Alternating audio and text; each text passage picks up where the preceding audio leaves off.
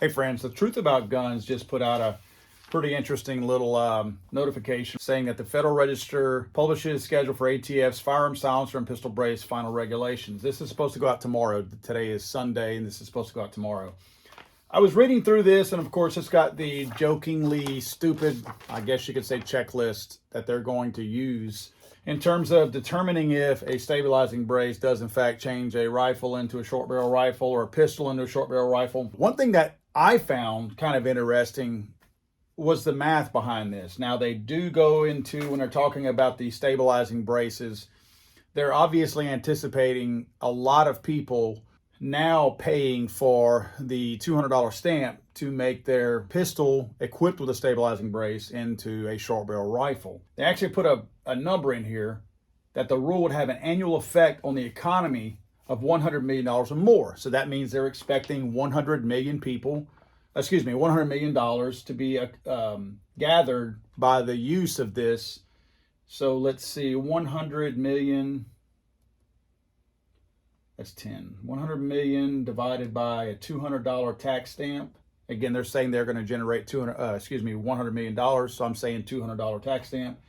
So they're assuming that 500,000 people are going to apply for a tax stamp. That's what the simple math equates to there.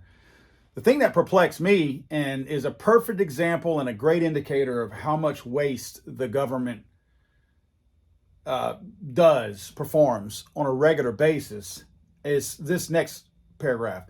The annualized cost. Now remember, this 100 million that we just talked about, that's the revenue generated as a result of this change. However, they're saying the annualized cost to them of this proposed rule would be $114.7 million and $125.7 million at 3% and 7% respectively. I want to break that math down with you real quick. I want you to see the level of waste in our federal government. I'm going to get you closer to my calculator here, and let's go through this real quick. Okay, guys, using the more conservative number that they gave on what their costs would be of $114.7 million a year to fund this project, let's use that number, the lower number.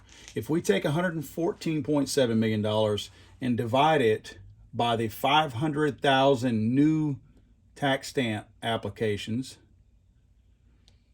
we get $229.40 per tax stamp that it's costing them. In typical government fashion, they are collecting less money than they are spending. They're just known for overspending and never being able to manage a budget.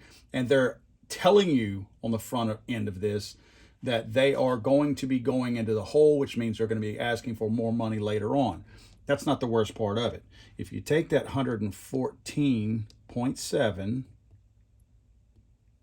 divide that by, typically there are 260 working days in a year. Being the federal government, they have lots of federal holidays. Let's say they have 250 working days.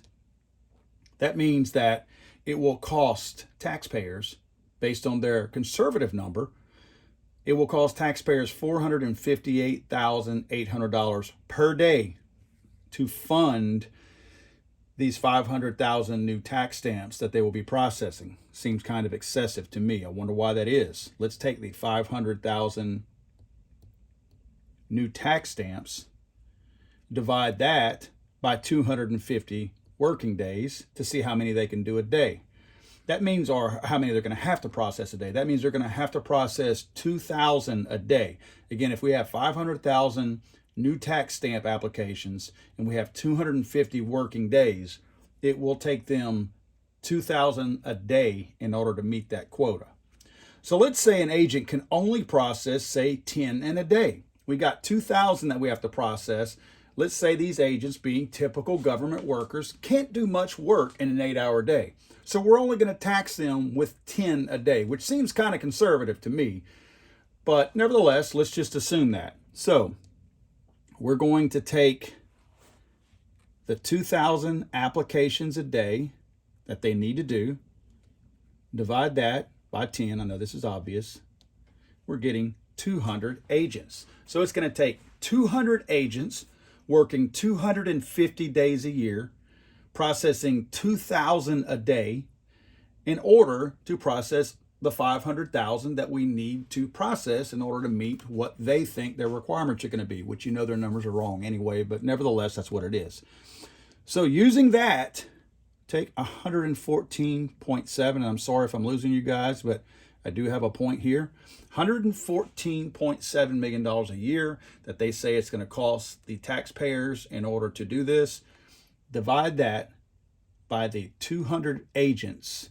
Remember, we just determined that it's going to take 200 new agents in order to put these 500,000 new applicants to rest. That means we are going to spend $573,500 a year on each agent. 200 agents at $573,500 is how we get to that number of $114.7 million a year. Friends, I don't know what you make a year. I don't make $573,500 a year. Granted, there will be some overhead expenses. There will be some additional, there's going to be sick time involved. That number is going to be much higher than that. Again, this $573,000 isn't straight payroll. But in any business, payroll is your much larger, your biggest cost by far. Nothing else even comes close. So even if we said that half of that was somehow or another just payroll, we're still talking about $280,000 a year, 200 and something thousand dollars a year in payroll. For an agent to sit behind a desk and bang out 10 new tax stamps a day, that's government waste. That's why the American people are so fed up with Washington, D.C. Let's go, Brandon.